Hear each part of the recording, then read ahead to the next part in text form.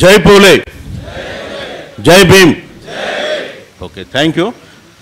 వేదికపై ఆశీనులైనటువంటి ఈనాటి కార్యక్రమానికి అధ్యక్షత వహిస్తున్నటువంటి మిత్రులు విశారదన్ మహారాజు గారు, వారి గురించి క్లుప్తంగా ఒక నిమిషం చెప్పి తర్వాత నిన్న ఉపన్యాసంలోకి వస్తాను.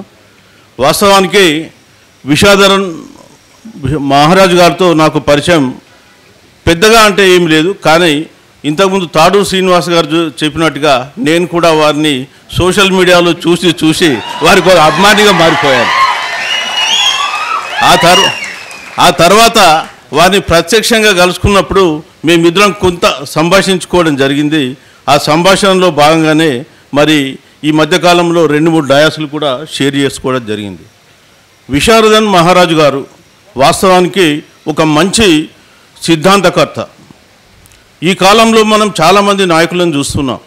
ఆ నాయకులందరూ కూడా ఏదో ఒక దానికి లొంగిపోయి తమ స్వార్థం వెతుకుతున్నటువంటి ఈ రోజుల్లో నిస్వార్థంగా ప్రజలందరికీ, ముఖ్యంగా బహుజనులు, బీసీలు, ఎస్సీలు, ఎస్టీలు, ఈ నా ప్రజలందరి కొరకు నేను ఉన్నాను, ఖచ్చితంగా రాజ్యాధికారం సాధించాలి అనేటువంటి ఒకే ఒక సంకల్పంతో గతంలో 10,000 కిలోమీటర్ల యాత్ర చేశాడు.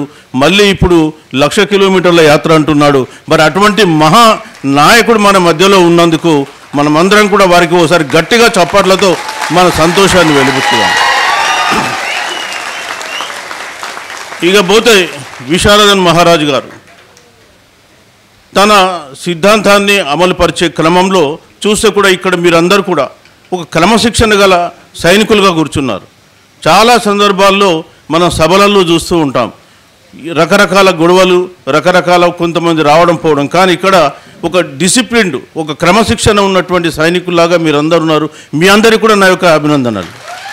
ఎందుకంటే ఇంత మంచి డిసిప్లిన్ మీలో వచ్చినందుకు, నిజంగా కూడా తెచ్చినందుకు వారికి నా యొక్క అభినందనలు.